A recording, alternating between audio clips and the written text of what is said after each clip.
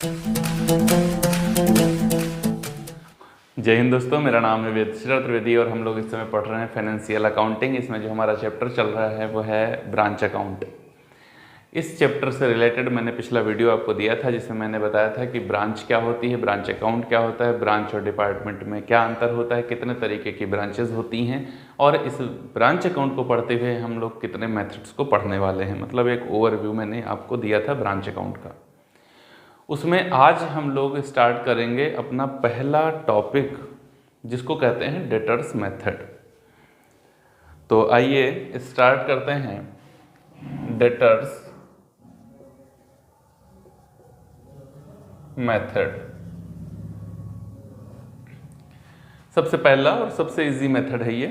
इसके बाद में जैसे जैसे आगे बढ़ते चलेंगे, ऐसा भी नहीं कि बहुत इजी है, क्वेश्चन जब पूछा जाता है एग्जाम में तो इससे भी आता है, ठीक है ना। तो एग्जामिनेशन के पॉइंट ऑफ व्यू से ये भी बहुत इंपॉर्टेंट है, तो बहुत हल्के में मत ले लीजिएगा इसको, इससे भी क्वेश्चन आते हैं।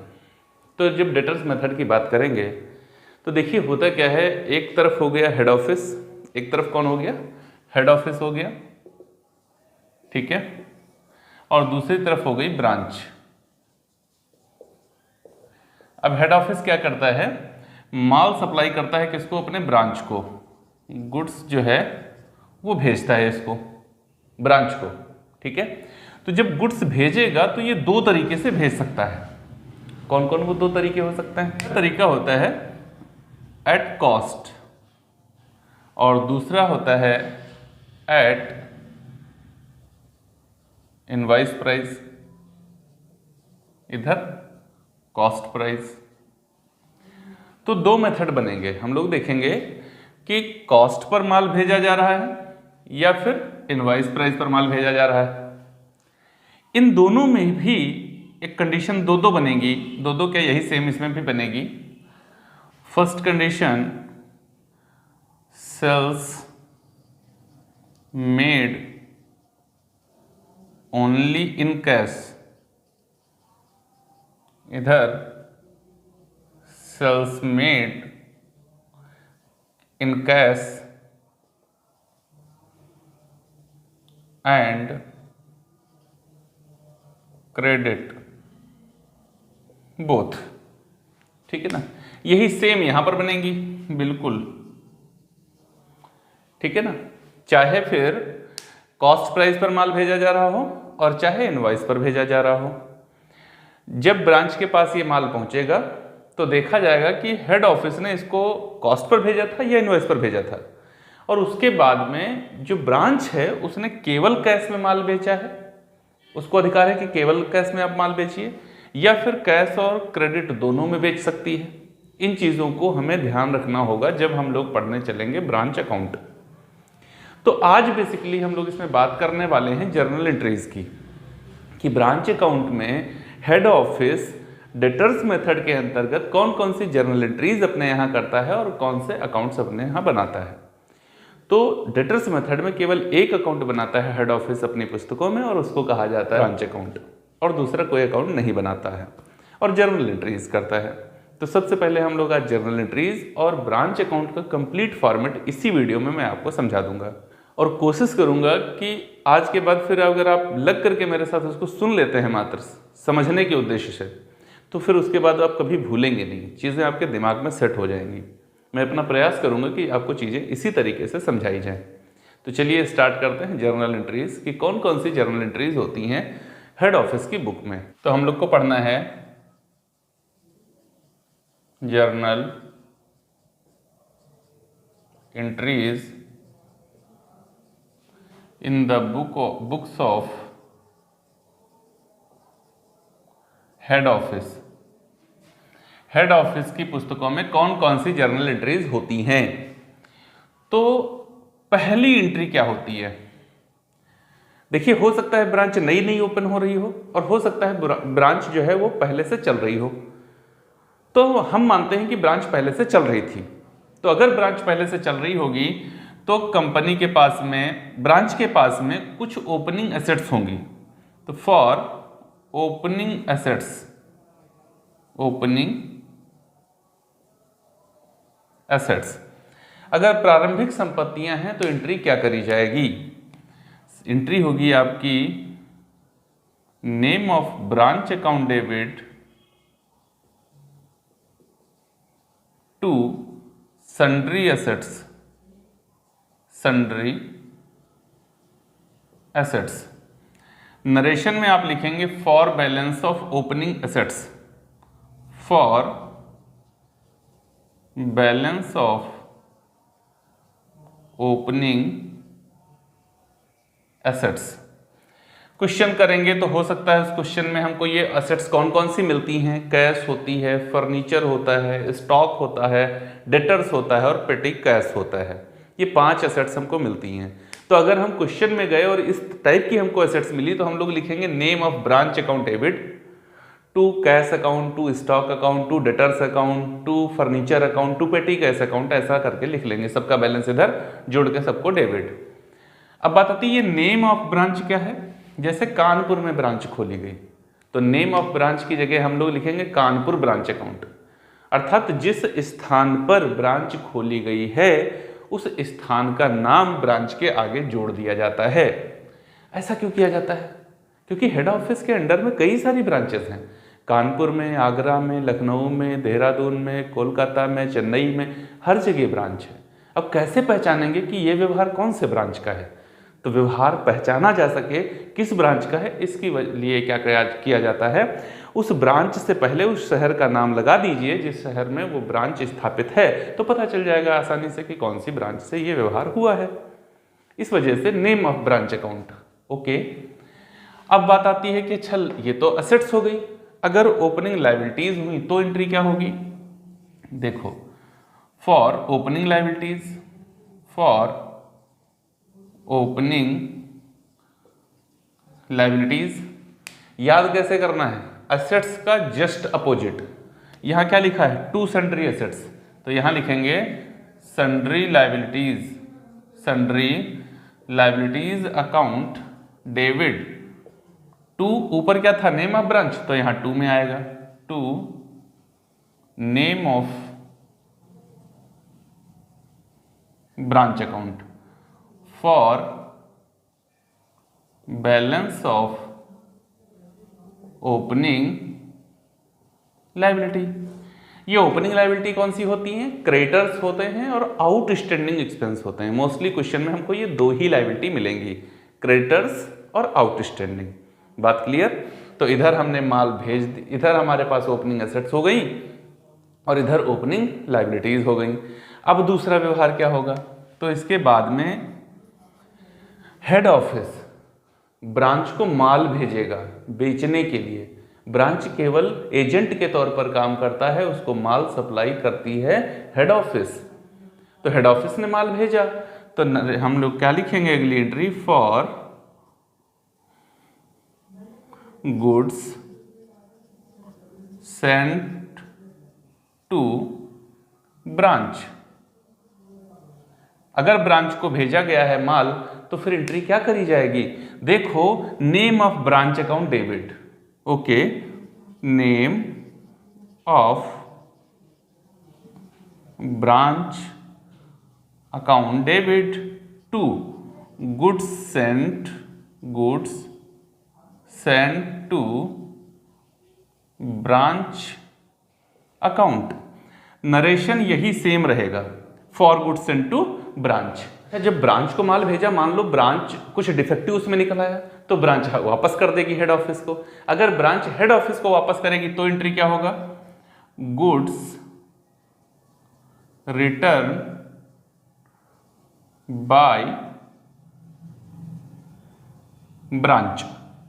ओके, अब एंट्री इसकी जस्ट अपोजिट, इसका जस्ट अपोजिट। जैसे सेल्स में आप क्या करते हैं? Cash account debit. अगर आपने उधार में माल बेचा हुआ है तो क्या लिखते थे? Customer debit to sales account. और अगर वापस वहां से माल आ गया तो sales return account debit to customer. यही तो होता है। तो इसका जस्ट अपोजिट क्या एंट्री हो जाएगी? Goods sent to branch account debit, goods sent to branch account debit to name of branch account for goods return by branch, for goods return by branch. तो उम्मीद है आपको एंट्री बहुत ही आसानी के साथ समझ में आ रही होंगी। एंट्रीज बहुत इंपॉर्टेंट होती हैं, एंट्रीज समझ लेंगे तो हमारा फॉर्मेट एकदम अकाउंट वाला क्लियर हो जाएगा। अब तीसरे नंबर पर चलते हैं। ब्रांच के कुछ खर्चे होंगे, तो खर्चे कौन पेमेंट करेगा? हेड ऑफिस करेगा। ओके, मोस्टली खर्चे कौन पेमेंट करेगा? तो हेड ऑफिस पेमेंट करता है। अगर ये डिपेंडेंट ब्रांच है, इंडिपेंडेंट के केस में उसको ऑफर दिया जा सकता है अधिकार कि भैया अपने आप खर्च कर लीजिए। तो for cash send to branch for expense या for cash send to branch expense. Okay, branch के खर्चों के लिए पैसा भेजा, किसके पास? ब्रांच के पास भेजा, तो खर्चा हुआ, ब्रांच अकाउंट डेबिट हो जाएगा। Name of branch account debit to cash account for branch expenses paid. हो गई एंट्री। बात क्लियर हो रही है आपको? फिर उसके बाद में अब क्या हुआ, देखो ये सब इतना काम हो चुका है। फॉर ब्रांच एक्सपेंसेस पेड, खर्चे पेमेंट कर दिए। अब क्या हुआ, ब्रांच ने जो माल बेचा उसको हेड ऑफिस को भेज देगा। तो ऐसे कहें हेड ऑफिस को अपनी ब्रांच से पैसा मिलेगा सेल्स का। अब हेड ऑफिस क्या एंट्री करेगा? तो यहां पर ये मेरा ये अगर आप एंट्री नंबर वाइज देखेंगे तो 1 2 फिर ये 3 नंबर की एंट्री हो जाएगी, फिर ये 4 नंबर की एंट्री हो जाएगी, ये 5 नंबर की एंट्री हो जाएगी। अब 6 नंबर की एंट्री हम लोग कर रहे हैं for cash received from branch. Branch से इनको रोकड़ मिली, नगद मिली। एंट्री क्या करेंगे?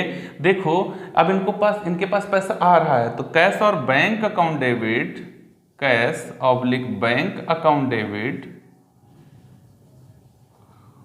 To name of branch account, name of branch account for cash received from branch. हो गई एंट्री। ओके, अब देखो क्या क्या हो गया है। इधर ओपनिंग एसेट्स हो गई, ओपनिंग लायबिलिटी हो गई। हेड ऑफिस ने क्या क्या होता है सब वही तो एंट्री करेंगे आप। हेड ऑफिस माल भेजता है, हो गई। ब्रांच कुछ उसमें डिफेक्टिव हो गया माल तो ब्रांच ने वापस कर दिया, या नहीं बिका तो वापस कर दिया, एक्सपायरी हो गया तो वापस कर दिया, तो रिटर्न हो गया। फिर ब्रांच के एक्सपेंसेस पेड कर दिए किसने? हेड ऑफिस ने पेमेंट कर दिए, हो गया। फिर ब्रांच ने जो माल बेचा था उसका पैसा हेड ऑफिस को भेज दिया, हो गया। अब क्या इसके बाद में क्या कंडीशन है? अब कंडीशन क्या होगी? हो सकता है ब्रांच के पास में कुछ क्लोजिंग एसेट्स और क्लोजिंग लायबिलिटीज हों, और जाहिर सी बात है होंगी ही होंगी, बिल्कुल निश्चित है होंगी। क्लोजिंग एसेट्स भी होंगी और क्लोजिंग लायबिलिटीज भी होंगी, क्योंकि ब्रांच कभी भी बैलेंस अपना बराबर नहीं कर पाती है, कुछ ना बैलेंस कुछ ना कुछ रह जाता है। तो अब क्लोजिंग एसेट्स और क्लोजिंग लायबिलिटी के लिए एंट्री क्या होगी? तो देखो जब आप क्लोजिंग एसेट्स की एंट्री करने जाओगे तो हमको याद नहीं करना है, ये वाली एंट्री हमने यहां पर पढ़ी थी, इसकी अपोजिट एंट्री क्या होगी? अपोजिट एंट्री यहां पर क्या है? Name of branch account debit, तो इसको क्रेडिट करना है। यहां क्या था? सन्ड्री एसेट्स, क्रेडिट में था, इसको डेबिट करना है। तो क्लोजिंग एसेट्स के लिए एंट्री क्या करेंगे? Sundry assets account debit to name of branch account. ऐसे ही लायबिलिटीज के लिए name of branch account debit to sundry liabilities account. ऐसा क्यों कर रहे हैं?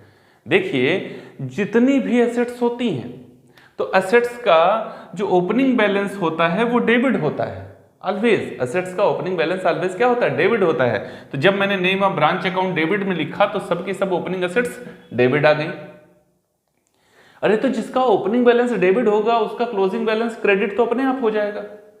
तो क्रेडिट कैसे होगा? जब हम लोग ऐसे इसको name of branch account credit करेंगे तभी तो क्रेडिट होगा। इस ऐसे एंट्री बदल जाती है। रूलिंग वही 3 रूल हैं बस, और कोई रूल नहीं है।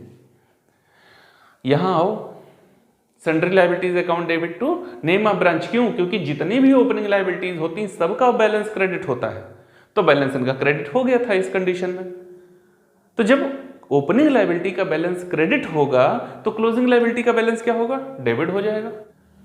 तो इस वजह से यहां पर आ जाएगा ये डेबिट साइड में। अब इसकी एंट्री क्या हो जाएगी? Name of branch account debit to sundry liabilities. बात क्लियर है आपको? अब इसके आगे चलते हैं और देखते हैं कुछ और एंट्रीज। तो 7 और 8 नंबर की एंट्री मैंने आपको ओरल बता दी है। जैसी मैंने पहले और दूसरे नंबर की एंट्री करी, उसकी जस्ट अपोजिट होती है 7 और 8 नंबर की एंट्री।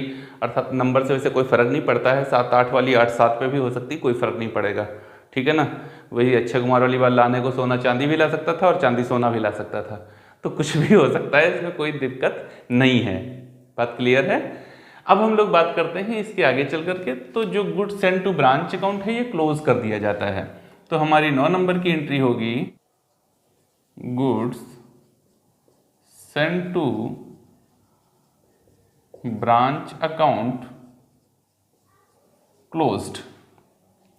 देखिए हेड ऑफिस अपनी पुस्तकों में ये एंट्री कर रही ना, तो हेड ऑफिस ने अलग अलग जिन ब्रांचेस को माल भेजा है बेचने के लिए, इन सब से जो माल बिकेगा उसको वो अपने ट्रेडिंग पीएल में लिखेगा।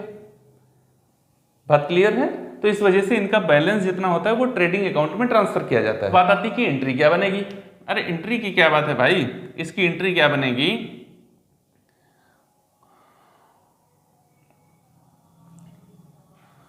गुड्स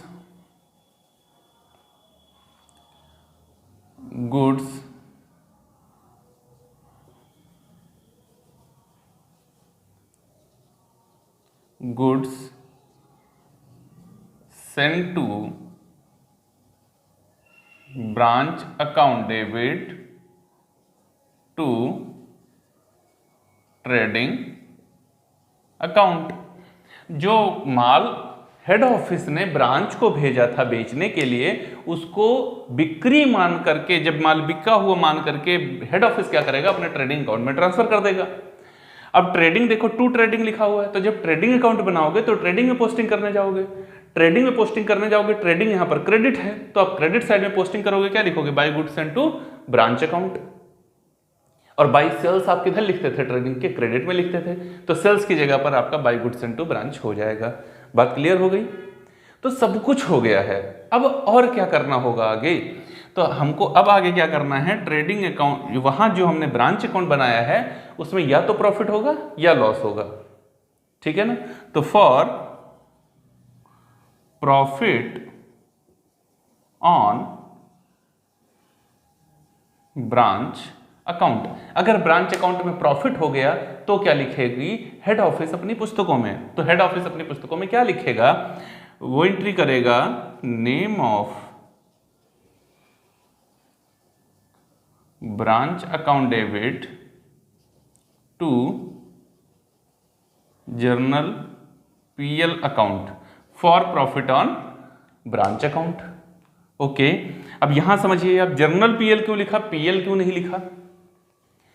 पीएल अकाउंट बनाता है हेड ऑफिस, एक बनाता है, और ये जर्नल पीएल क्यों है, क्योंकि एक ब्रांच में उसको ये प्रॉफिट हुआ है।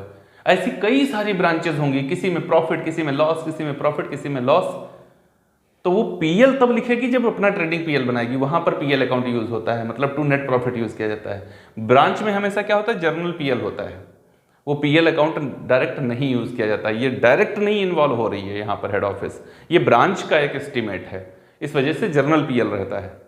बात क्लियर है। अच्छा आगे चलेंगे 11 नंबर पे, अगर लॉस हो गया, for loss on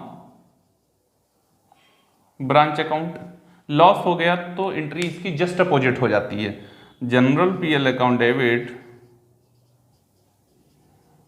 debit to name of branch account.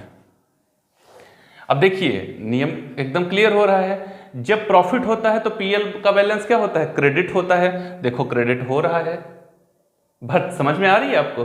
और जब लॉस होता है तो पीएल अकाउंट क्या होता है, डेबिट होता है, देखो डेबिट हो रहा है। कंडीशन सेटिस्फाई हो गई हैं एकदम, बात क्लियर है एकदम, कोई डाउट नहीं है।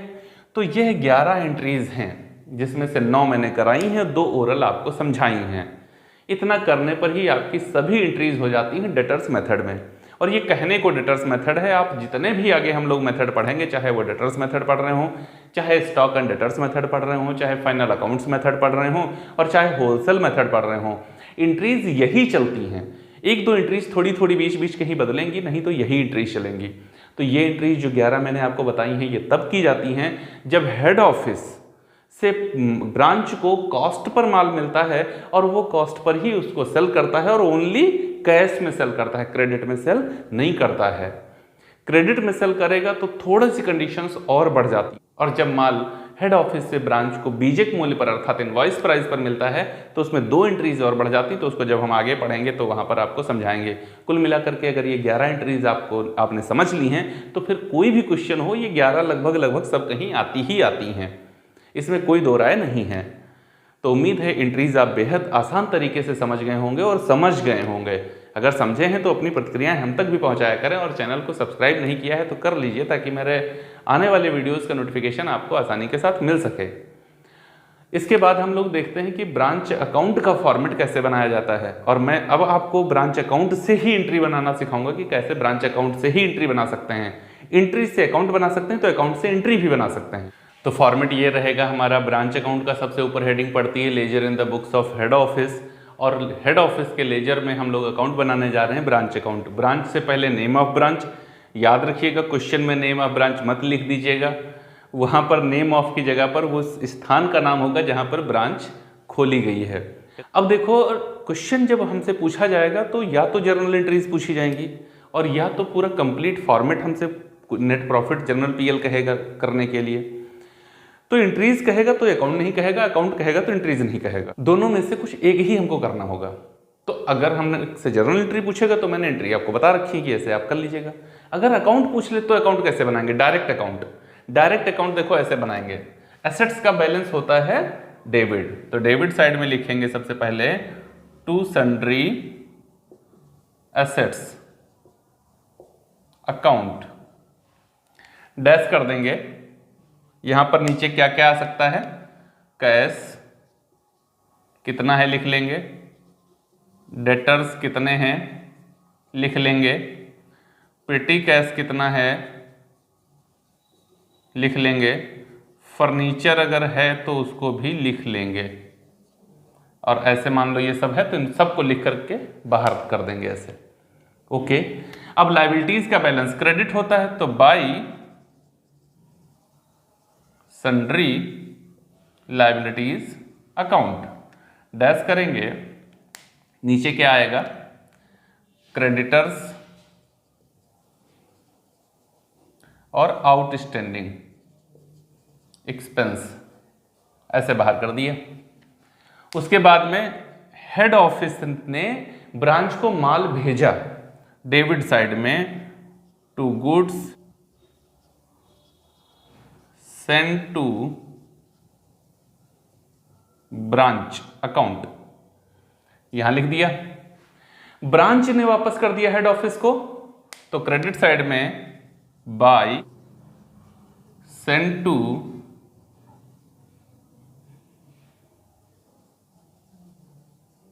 ब्रांच अकाउंट, यहां लिख दिया। ओके, अभी एंट्रीज भी बताऊंगा आपको, एंट्रीज के आधार पर समझा दूंगा पूरा। उसके बाद में ब्रांच के खर्चों के लिए हेड ऑफिस ने कैश भेजा है वहां पर, तो टू कैश अकाउंट, इसके लिए नीचे लिख लेंगे, हो सकता है रेंट के लिए भेजा हो, रेंट के लिए हो सकता है भेजा हो, टू पेटी एक्सपेंस के लिए हो सकता है भेजा हो, अदर एक्सपेंस हो सकते हैं, अदर एक्सपेंस के लिए भेजा हो, जिस भी उद्देश्य से भेजा है उन सबको यहां पर लिख लेंगे। क्वेश्चन में दिया रहेगा कि क्यों भेजा है पैसा, कौन कौन से खर्चे के लिए भेजा है, तो कैश अकाउंट लिख के डैश करेंगे और जो भी खर्चे हैं उन सबको यहां पर लिख देंगे कि इन खर्चों के लिए भेजा है।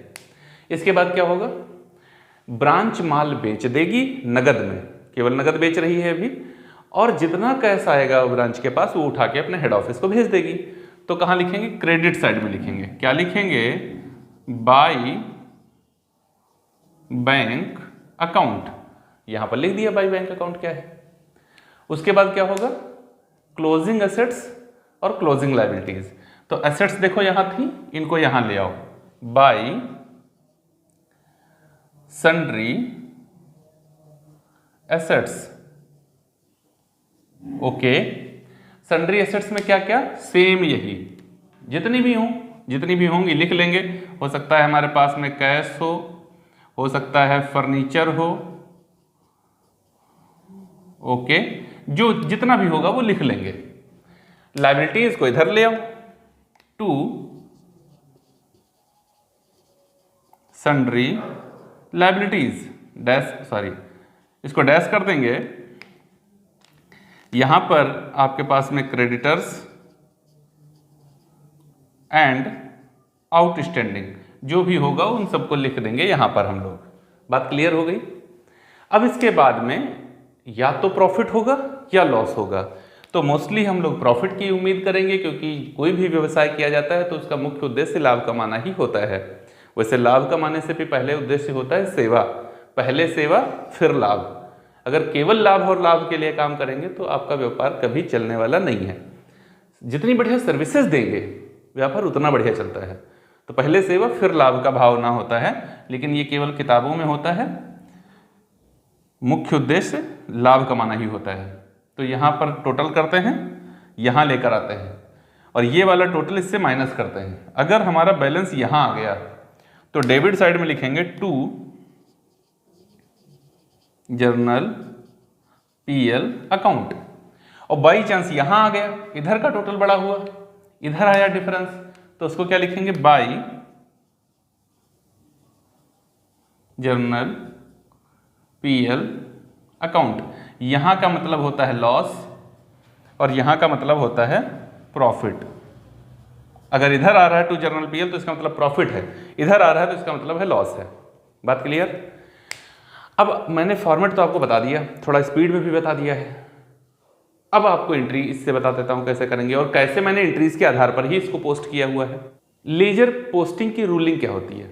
जब लेजर पोस्टिंग करने जाते हैं तो हम लोग एक एक एंट्री को चेक करते हैं और देखते हैं उसमें वह वर्ड आया कि नहीं आया जिसका अकाउंट मैं बना रहा था। चेक कर लो एक एक एंट्री, उसी के आधार पर तो पोस्टिंग करते हैं। पहली एंट्री हम देखते हैं पहले नाम आया कि नहीं आया, ओके हो गया। फिर देखते हैं नाम आया तो डेबिट था या क्रेडिट था, तो ठीक है देख लिया डेबिट था क्रेडिट था। उसके बाद देखते हैं कि अगर ये डेबिट था तो क्रेडिट में क्या था, और अगर क्रेडिट था तो डेबिट में क्या था। मैंने तीनों चीजें चेक कर ली हैं। अब चलो उसी के आधार पर पोस्टिंग करते हैं। डेबिट होता है तो डेबिट पोस्टिंग होती है, क्रेडिट होता है तो क्रेडिट पोस्टिंग होती है। 4 पॉइंट होते हैं, हो गए। पहली एंट्री हमारी क्या अभी बताया मैंने आपको, सन्ड्री एसेट्स के लिए एंट्री क्या होती है, name of branch account debit to sundry assets. देखो name of branch account debit और मेरा यही अकाउंट है तो मैंने डेबिट में पोस्ट किया टू सन्ड्री एसेट्स। लायबिलिटीज वाली दूसरी एंट्री देखो आप, तो वहां पर आपको name of branch account credit मिल रहा है। गुड्स सेंट टू ब्रांच वाली एंट्री देखो तो आपको name of branch account debit में लिखा है। गुड्स रिटर्न बाय ब्रांच वाली देखो तो name of branch account credit लिखा है। ब्रांच एक्सपेंसेस वाली एंट्री देखो तो name of branch account debit to cash account है, इस वजह से इधर पोस्टिंग है। उसके बाद में ब्रांच इन हेड ऑफिस को पैसा भेजा तो देखो एंट्री में आपको नेम ऑफ ब्रांच क्रेडिट मिलेगा, कैश और bank account debit to name of branch account. उसके बाद में एक एंट्री होती है goods sent to branch account debit to trading account. देखो मेरा वो नेम ऑफ ब्रांच वो आया ही नहीं कहीं, इस वजह से उसको यहाँ नहीं लिखा जाता, उसको अलग से लिखा बनाया जाता है। अब उसके बाद में हमने जर्नल पीएल वाली एंट्री करी। प्रॉफिट हुआ तो name of branch account debit to journal PL, loss हुआ तो journal PL account debit to name of branch account. हो गया, बात क्लियर है। जितने नाम यहां लिखे हैं कौन कौन, 1 2 3 4 और 5, इन पांचों के लिए ही एंट्री में name of branch account debit है। इन पांचों के लिए name of branch account debit है और क्रेडिट में क्या है तो यही है। Name of branch account debit to sundry assets, name of branch account debit to goods sent to branch, name of branch account debit to cash account, name of branch account debit to sundry liabilities, name of branch account debit to journal PL. जितने यहां पर लिखे हैं 1 2 3 4 5, इन सब के लिए name of branch account credit है। Entry अगर हमको बनानी पड़े तो क्या करेंगे, sundry liabilities account debit to name of branch account, goods sent to branch account debit to name of branch account, bank account debit to name of branch account, sundry assets account debit to name of branch account, journal PL account debit to name of branch account. Simple लगा नहीं लगा, नया तरीका लगा नहीं लगा, ऐसे समझना होता है, रट के थोड़े कुछ होता है, सिस्टम से समझना होता है बस। और ये एंट्रीज नई नहीं है, ये एंट्रीज बिल्कुल वही हैं जो आप पढ़ के आए हैं। एंट्री थोड़े नई आ जाती हैं, एंट्री कुछ भी आ जाए, रूलिंग आप रखिए, रूलिंग पे सेटिस्फाई हो जाती हैं एंट्रीज। अगर हो रही तो फिर ठीक है।